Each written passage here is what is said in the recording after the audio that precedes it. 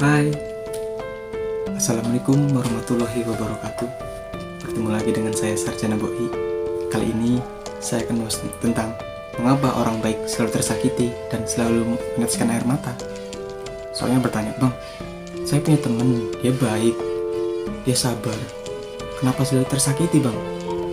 Nah, kayaknya menarik kan kita bahas di sini. Oke, berikut selengkapnya.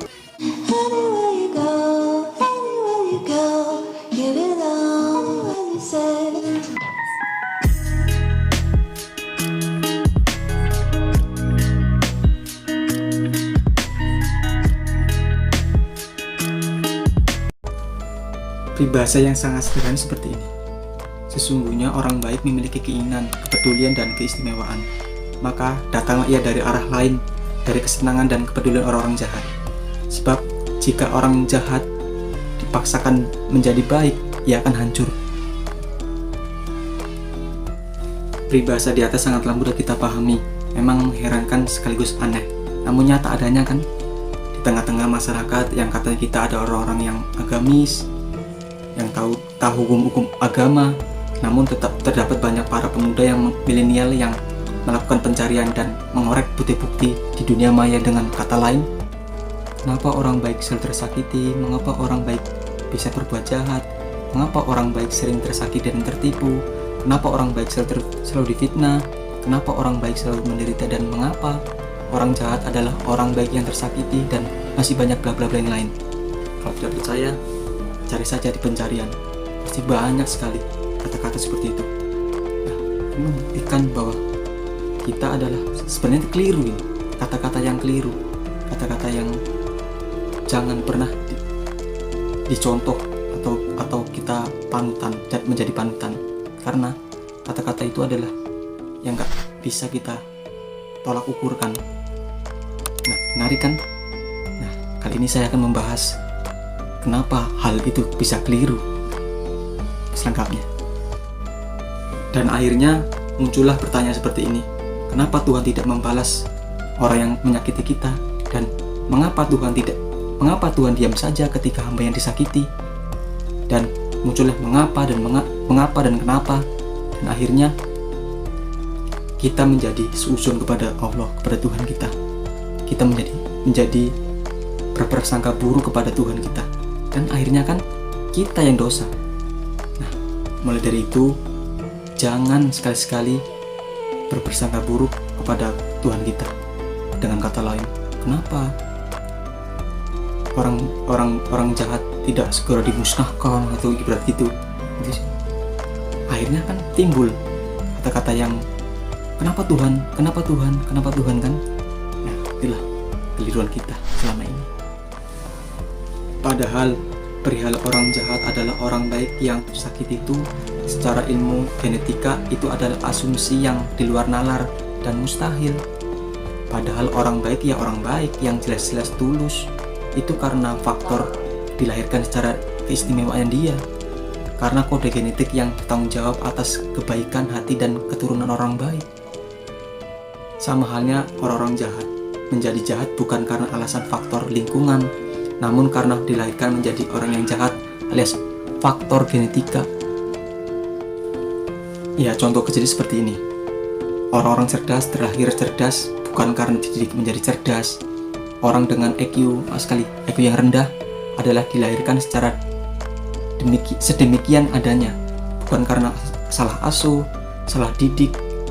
Sementara faktor pendidikan dan perlakuan dari keluarga dan lingkungan adalah bahan-bahan mentah yang dicerna oleh sang pembawa genetika atau deterministik, kode genetika yang dominan.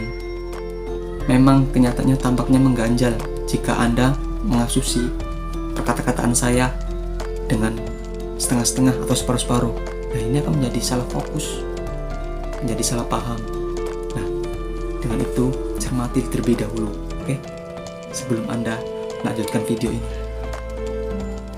Ya, memang faktanya sangat memprihatinkan, sangat pahit kita rasakan, sangat getir dengan kalimat mengapa orang baik selalu tersakiti. Padahal penjelasannya sudah jelas di atas. Orang baik ya orang baik, orang jahat ya orang jahat. Tidak mungkin bercampur aduk dalam satu individu. Tidak mungkin dalam individu banyak bercampur-campuran berbagai orang jahat, orang baik. Bukan.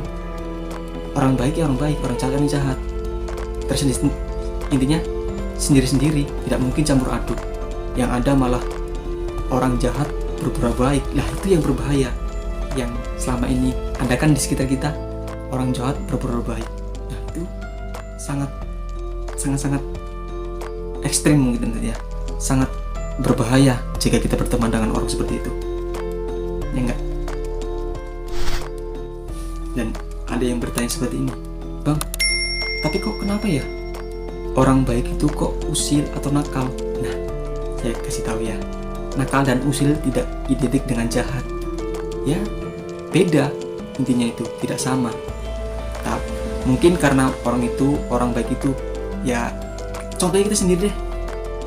Ketika kita bosan, ketika kita merasa nggak mood intinya kan, ya ketika ada temen kita usilin, ya itu beda. Itu tidak jahat, itu tidak maksud itu tidak identik dengan jahat. Sekali lagi ya, bukan ya. Jadi jangan salah paham. Kenapa kok baik tapi kok usil atau jahat atau nakal?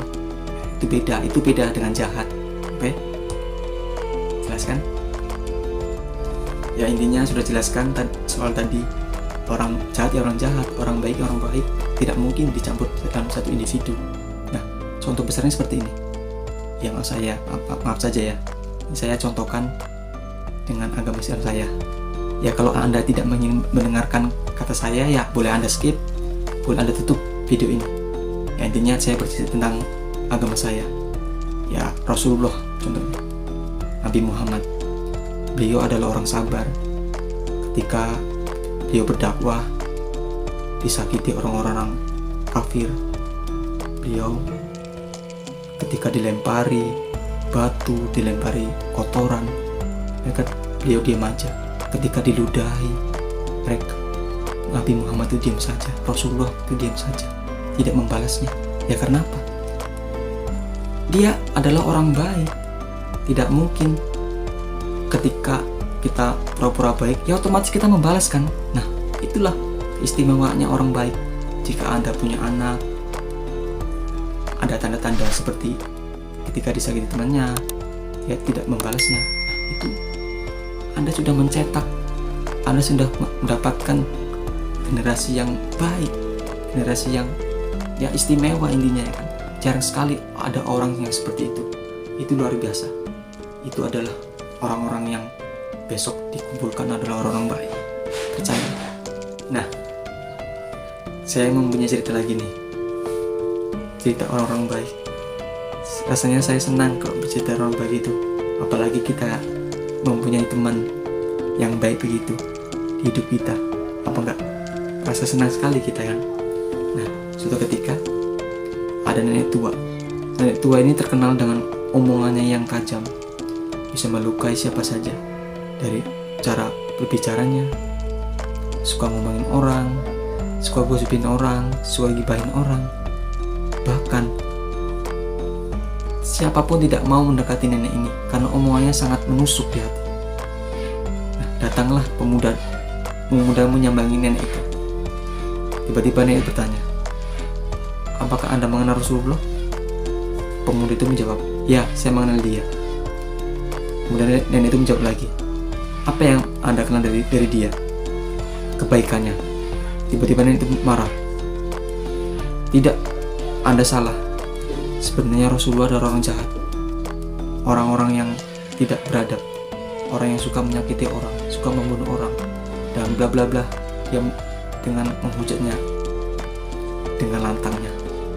Kemudian pemuda itu tersenyum dan melihat ke arahnya. Ternyata nenek itu adalah buta. Nenek itu tidak bisa melihat. Diberikanlah dia makanan, minuman, serta perlengkapan yang diperlukan nenek itu. Kemudian diberikanlah pijat-pijatan yang membuat nenek itu senang, membuat nenek itu terhibur. Ketika beberapa bulan kemudian, ketika Rasulullah telah tiada, sahabatnya meneruskan kebaikan Rasulullah itu.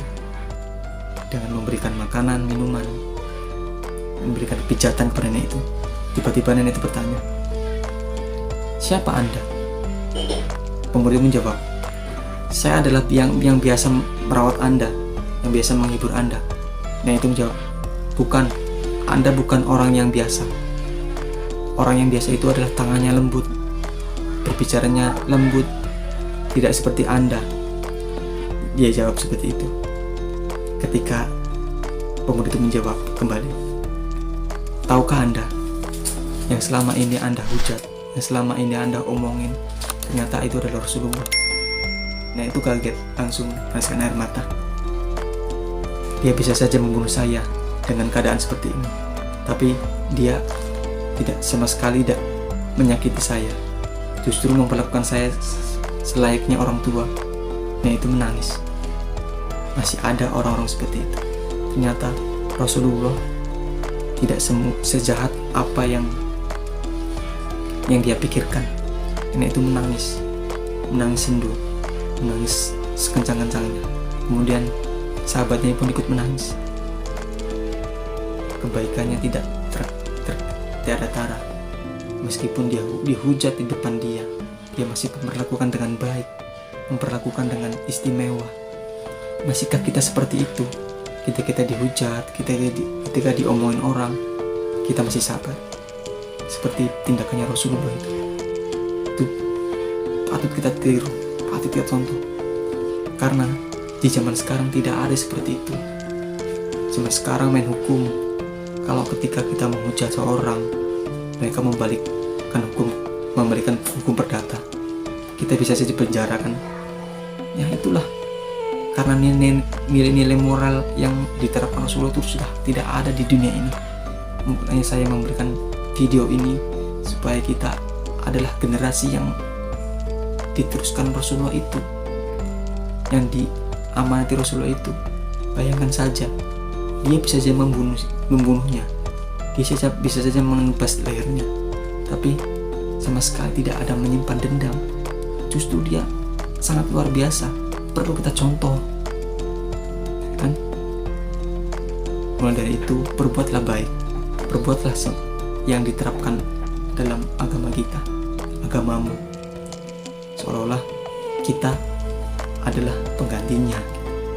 Berbuat baiklah, apapun agamamu, apapun rasmu, apapun budayamu, berbuat baik dimanapun berada. Oke? Semoga video tadi sangat menginspirasi kalian, memberikan contoh buat kalian agar kalian menjadi pribadi yang baik, kita menjadi pribadi yang baik, tetap jadi baik meskipun tersakiti. Oke? Jangan lupa like, komen, dan subscribe agar saya lebih semangat lagi memberikan video-video yang baik buat Anda, baik buat kita ke depan. Oke? Sampai jumpa. Wassalamualaikum warahmatullahi wabarakatuh.